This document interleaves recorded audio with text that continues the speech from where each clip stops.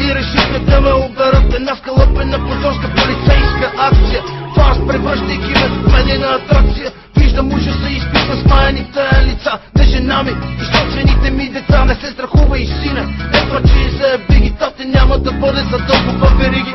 Караха ме в интриги и ме отплюха, не спряха, изкараха ме едва ли не обществена заплата. Съдиха ме, прегазайки ми всичко мило, само и само да ме видят нешибан, но то безсило. Навън също ме проклинаха да бъда какъв ли не, но само Бог знае моята присъда. Говориш, други що не казваш, че си шибаняк, си показваш. Не знам какво ми доказваш, но като тук пред мен се размазваш. Говориш, други що не казваш, че си шибаняк, си показваш.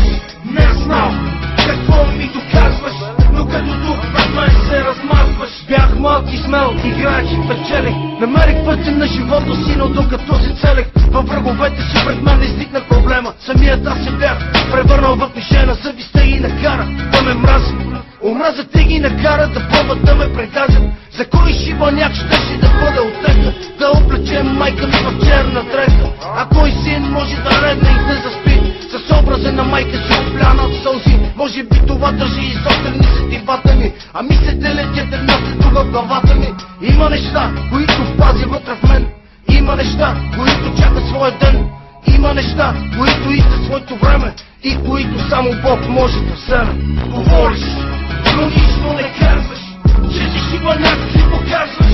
Не знам какво ми доказваш, но като тук пред мен се размазваш. Говориш, други що не казваш, че си шибаняк, си показваш.